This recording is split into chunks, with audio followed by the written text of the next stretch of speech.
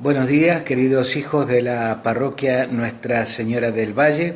Hoy nos toca compartir la lectura que corresponde al domingo número 14 del tiempo ordinario o tiempo común durante el año, que dice así, es del Evangelio de San Marcos.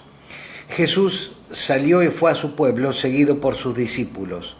Cuando llegó el día sábado, comenzó a enseñar en la sinagoga.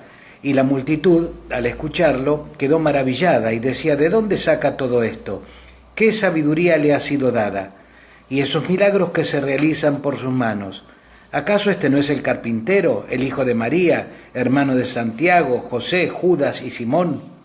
¿Y sus hermanos no viven aquí entre nosotros? Y Jesús era un motivo de escándalo para ellos.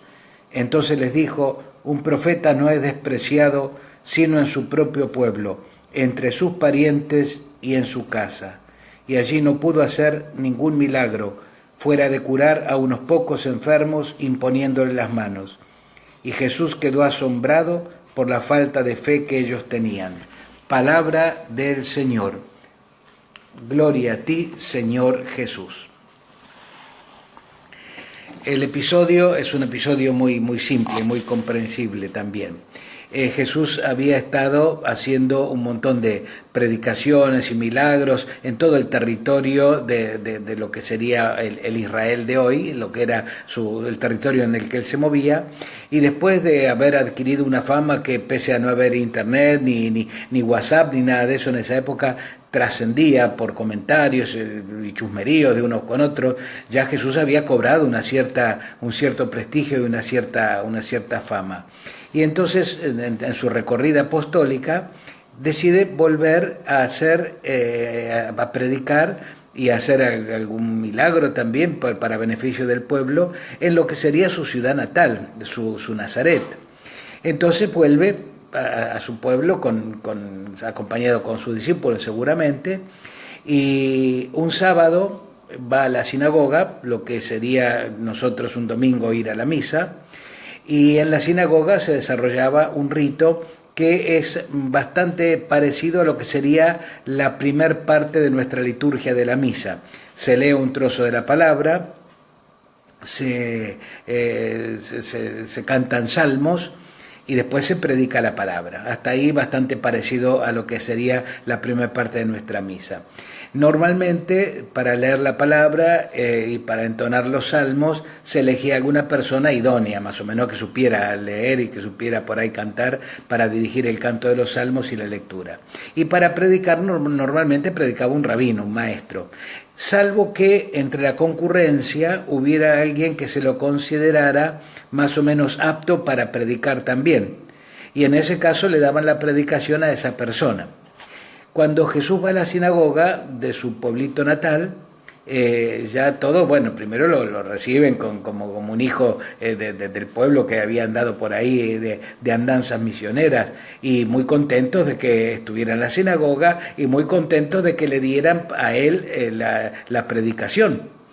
Entonces Jesús predica, y al terminar de predicar, el evangelista no dice qué texto predicó, ni qué texto se leyó en la sinagoga ese sábado, pero sí en cambio pone el acento en cuál fue la reacción de la gente después que predicó Jesús. Y en eso nos vamos a detener porque ahí está la enseñanza de esta palabra de Dios de hoy. No en el contenido de la lectura, fíjese que el Evangelio ni siquiera lo menciona, sino en la forma en que reaccionó la gente cercana a Jesús, que eran los de su propio pueblo, los que lo vieron nacer, los que lo vieron criarse, jugar de chiquitos a la pelota en la calle, etcétera, cómo reaccionó ante este Jesús que ahora mostraba en su predicación toda su magnificencia, su poderío, su autoridad moral con la que predicaba, y que era lo que muchas veces llamaba la atención, porque predicadores tenían un montón,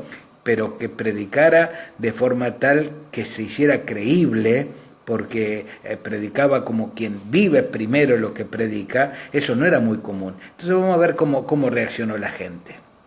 La primera reacción de la gente, dice la palabra de Dios que leímos recién, es que quedó maravillada de la predicación de Jesús.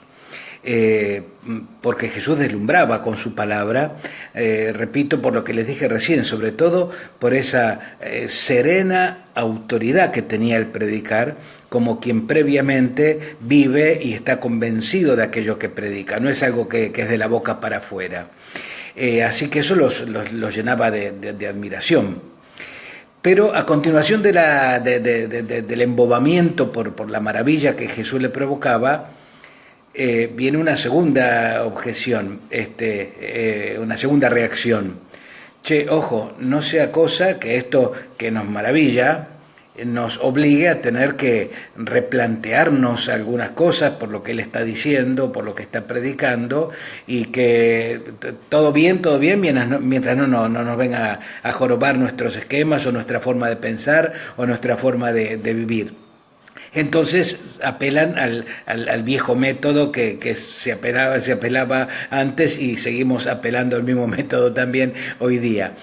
Cuando uno no quiere escuchar un mensaje que te obligue de alguna forma a tener que replantearte cosas, a tener que cambiar cosas, lo que sea, lo mejor es dejar de lado el mensaje y quedarte en aquel que te lo está transmitiendo. Entonces a Jesús lo empiezan de alguna forma a ningunear, a rebajar, para tener la excusa legal de no quedarse con el contenido de la predicación, sino con la persona que estaba predicando. Y ahí siguen entonces las objeciones. Tercera objeción, digamos, que hace primero la maravilla, después la decisión de bajar la atención al predicador, ya no el contenido de la predicación, sino al que estaba predicando. La tercera objeción es que lo conocen de siempre, como si eso fuera un obstáculo, que lo conocen de chiquito, que conocen a su parentela, que inclusive dicen, este no es hijo de María, y ahí hay como una ironía, porque habitualmente cuando se nombraba a una persona se decía que era hijo de fulano del papá. En aquel entonces, una sociedad bastante machista, se nombraba al papá. Al decir que es hijo de María y nada más, de alguna forma casi están como insinuando que tenía un origen ilegítimo Jesús, ¿no? Como que era hijo de esa madre, pero que no se sabía muy bien quién era el padre. O sea, irónicamente también de paso deslizaban eso como para bajar más la figura de Jesús. Y además que lo nombran como que era, ¿no es el carpintero? Carpintero, una palabra que nosotros la traducimos por carpintero, y el carpintero nos asocia al que trabaja con la madera, pero prácticamente si tuviéramos que ser más finos en la traducción, sería el equivalente a un, sí, carpintero, porque trabajaba con madera, pero también construía paredes. Era más genéricamente lo que hoy por ahí sería un albañil, un operario, un obrero. Que sin desprecio, al contrario, a todos los que trabajan en todo este tipo de actividades, pero era una persona sencilla, humilde. Entonces, el hecho que sea una persona sencilla, humilde, que conocían a la parentela, a los primos de Jesús, que lo vieron de chiquito y qué sé yo, está diciendo, este nos viene a hablar a nosotros. Entonces, repito, ya dejaban de lado el mensaje para quedarse con el que lo había dicho. Y entonces es la forma de lavarse las manos y tener como cierto derecho legal para escuchar el mensaje, que a lo mejor les iba a obligar a tener que replantearse o cambiar algunos pensamientos o algunas actitudes internas, sobre todo.